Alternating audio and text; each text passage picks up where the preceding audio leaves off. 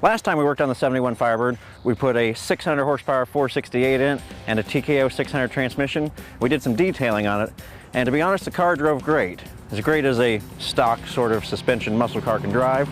But now we put a BMR torque arm suspension in the rear so that we can really hit the gas hard, not worry about wheel hop, and hit some corners really hard. Installing a BMR torque arm is actually pretty straightforward. For the most part, everything bolts into existing locations on the car. First thing you need to do is remove the rear body mounts from the subframe and install the brackets for the torque arm crossmember. In the case of our 71 Firebird, we already had some subframe connectors installed in the car, which made installing the torque arm crossmember a little more difficult. We decided it was best to loosen all the front subframe bolts and put a jack under the front of the subframe and then gently pry the subframe and subframe connector away from the body to get enough room to remove the stock size body mount bushing and replace it with the thinner body mount bushing and the bracket. After you've installed the brackets to the subframe mounts, you simply bolt the crossmember in where the torque arm will later attach. Moving to the back of the car, installing the torque arm mainly requires unbolting a lot of the original suspension components. The first thing we did was remove the stock sway bar that was on the back of the car for a couple reasons. One, we're not going to use it anymore, and two, it was in the way of adding the new girdle cover for the differential and also the bracket for the torque arm's cage. Installing the bracket for the torque arm cage is pretty straightforward. Once you've cleaned all the old gasket material off of the differential housing, it simply bolts up in between the new girdle cover and the differential housing itself. Once we've installed the bracket for the torque arm's cage and the new girdle cover, we can turn our attention to the stock suspension. First thing we need to do is remove the leaf springs. And we decided it would be easiest to do one side at a time so we didn't have to remove the rear axle from the car. We could support it with a jack and the other leaf spring. With the driver's side leaf spring out of the way, you can install the new lower control arm bracket and lower control arm into the original spring perch. Once you've installed the driver's side control arm, you move to the passenger side and repeat the procedure. Installing the crossmember is the most difficult part of the process. Now, BMR gives you some reinforcing plates and some crush sleeves where you can actually bolt the crossmember in. But we decided that welding it in with our HTP MIG 200 welder would be a stronger and more reliable way to go since this car is pushing over 600 horsepower. Before you commit to welding the crossmember in, you want to make sure it's square in the car. Because if it's not square, you're going to have some strange suspension geometry, and the car may behave differently when you hit a bump on one side versus the other. Measuring if something's square under a car is pretty straightforward. A lot of times there's guide holes somewhere in the car, and on an F-body, they're near the spring perches, which is what GM used when they welded these cars together originally. You simply measure diagonally from this guide hole to a point on your crossmember, and then you compare that measurement to the other side. If those two measurements are within 1/8, it's considered to be square enough to weld in. Once you're sure you've got everything in the right spot, it's important to properly prep your surfaces before you weld them. We made sure to grind the undercoating off and apply HTP's weld-through primer to the surfaces to ensure that we didn't have any rust creepage from behind our new components. Now that we've got the crossmember welded in, the rest of the install is very straightforward. You simply need to assemble and install the shocks, assemble and install the Watts link, and bolt the cage and the torque arm to the differential housing. You might be asking why we're putting a BMR torque arm in the back of the 71 Firebird. And the reason is that in a leaf spring car, you can get what's called spring wrap, and that can end up with wheel hop, and the car may not be real controllable if you get tire spin.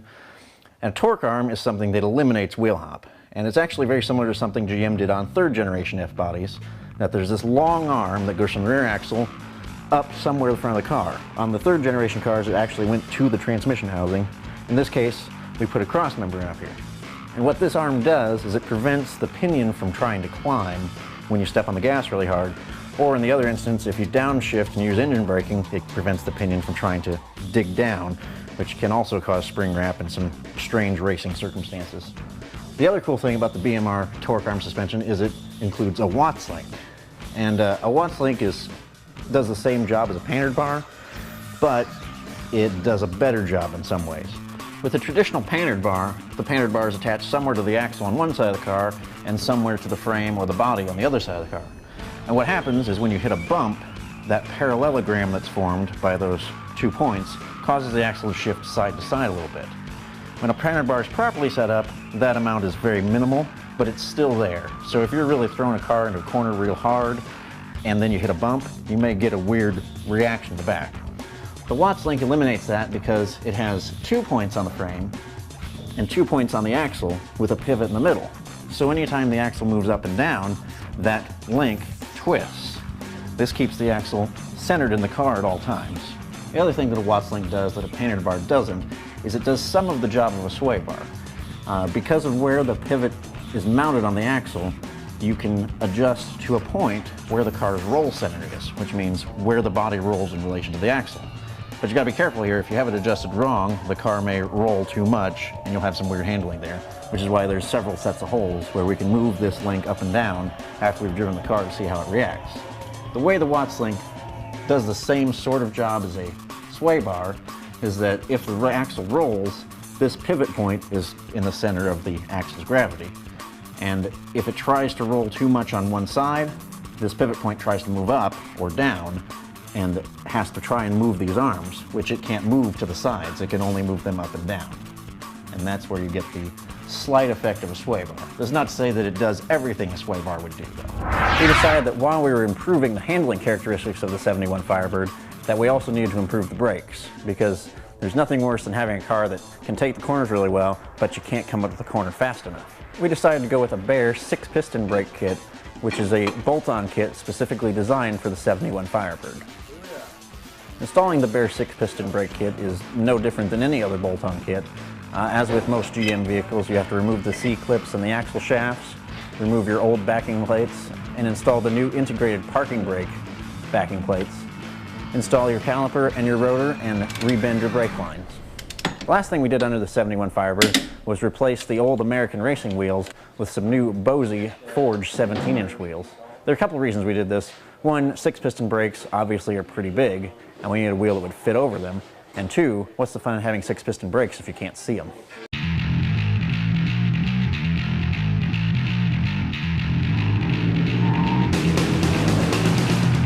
So what we're out here doing today is we're breaking the Baer 6-piston brakes in, and we're tuning the shocks. The front already had QA1 coilovers, but they were set on their softest setting to kind of fit in with the leaf springs and the stock shocks in the back. But now that we have the RideTech coilovers with the BMR torque arm, we can adjust the rates. So we've turned the front shocks up and we've turned the back shocks down a little bit, and we've got this thing to corner really fast and really flat. Honestly, before we did any of these suspension modifications to the 71 Firebird, it was one of the best driving cars we've had through this shop. But it was still basically a stock 71 Firebird, and there was plenty of room for improvement.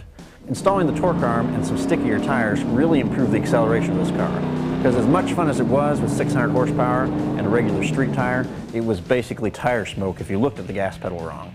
With the torque arm suspension and the new tires, when you accelerate with the 71 Firebird, you really get all the power to the ground. And then when you come up to the corners, this thing sticks like glue. This car corners so fast and so flat that when you turn in, you got to be careful not to turn in too quickly. And if you do turn in too quickly, it's very controllable. You actually end up with just a little bit understeer. But if you're leaning on it hard going through the corner, the tires stick so well, you really have to mash the gas pedal before you had any hint of tires breaking loose and oversteer.